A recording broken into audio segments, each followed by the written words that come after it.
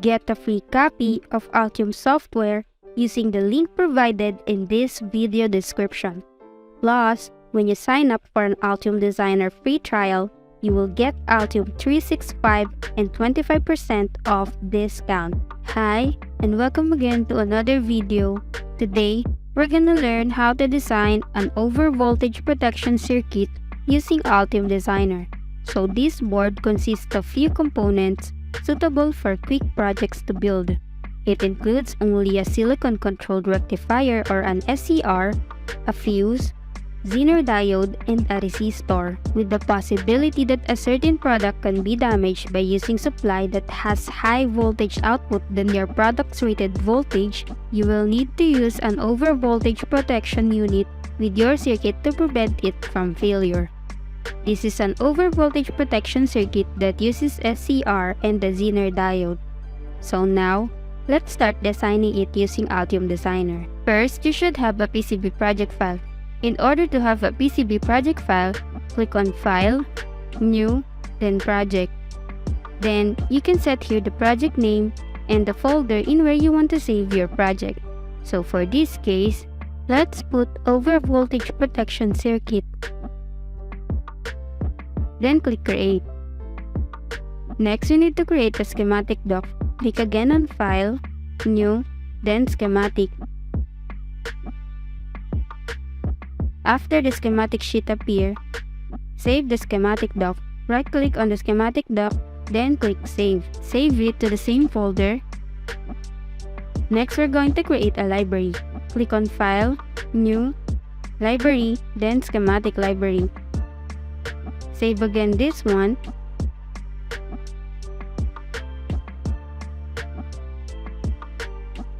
Next, PCB library. Click on File, New, then Library, then PCB library.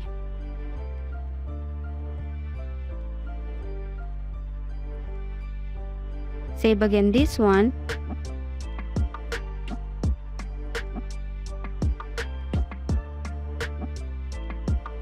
Now for this PCB, we will be using a library loader.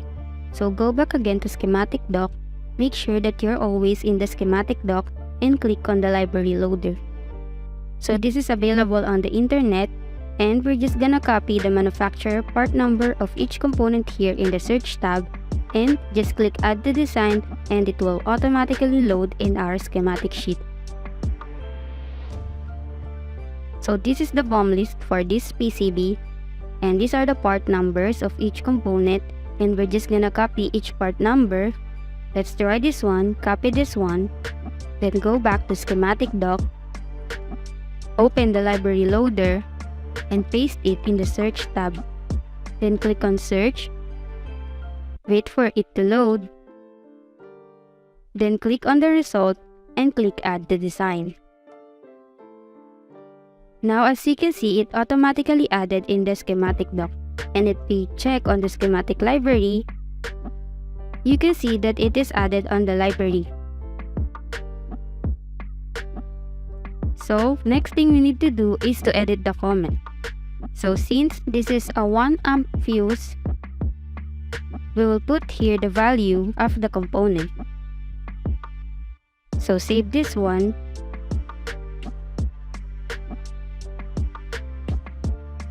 So it is much better to edit the comment because as you can see, it is much more readable if we place it in the schematic doc. This is the original one and this is the edited one. So repeat the same process in all the components in the BOM list until you complete all the library. After you finish all the components in the BOM list using a library loader, you can check here in schematic library panel all the added libraries. So these are the added libraries for this PCB. Next, we're going to put all of this in our schematic doc. So go back to the schematic doc and click on Components. If there is no component in your panel, just press K in your keyboard, then click on Components. Now you can see here the library for this project. So we're just gonna drag the library inside the schematic sheet. Next, we need to set the designator of each component. So there are two ways in setting the designator of the components. We can set it manually by double-clicking the components and edit manually the designator. Or we can do it in automated way.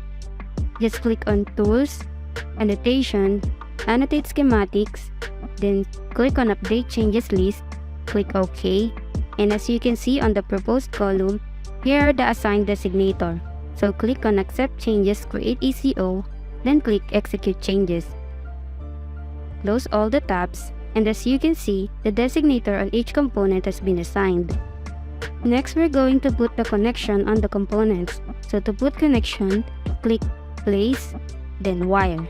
So snap it in the pin of the component and connect it to the other pin of other component in where it should be connected.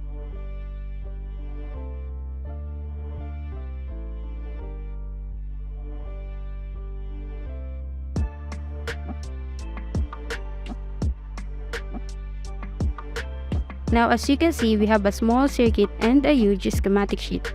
Now we're going to edit the size of our schematic sheet. Just go to Properties panel, change the units to mm, and click on Custom. Now this is where you can set the width and the height of the schematic sheet. So this is the finished schematic, and before we go to the placement, make sure to always perform validation. So just right-click on the project PCB file and click on Validate. Then to check the result, go to Message panel.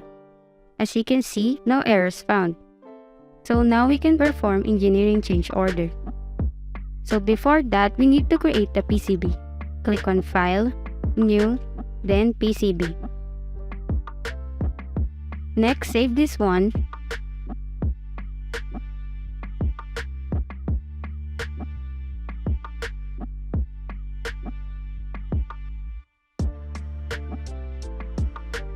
And go back to schematic doc. Now we can perform engineering change order. Click on Design, then Update PCB document. Now the engineering change order dialog box will appear and it will show all the components, nets, and classes that will add on our PCB. Just click on Validate, then Execute. Now we can start with the placement. So these are the components and just drag it inside the PCB.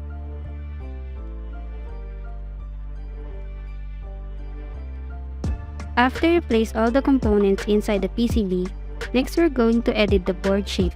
Just press 1 on your keyboard to activate this kind of view, then click on Design, then Edit Board Shape. Now, the snap points will appear. So we're going to drag it manually in accordance to your board shape. Now press number 2 on your keyboard to back in 2D view. Now as you can see, the board shape has been set. And now we can start with the layout. To add connection, just click on Route, then Interactive Routing. Click it to the pad of the component and snap it to the other end of other component in where it should be connected.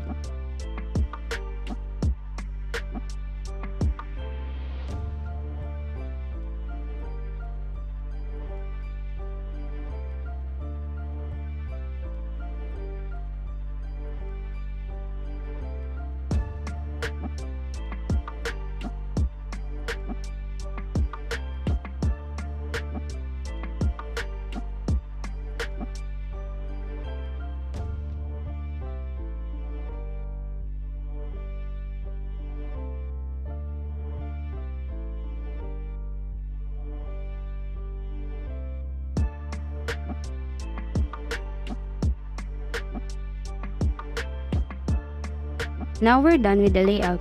To view it in 3D view, just press 3 on your keyboard. Now we're done designing an overvoltage protection circuit using ALtium Designer.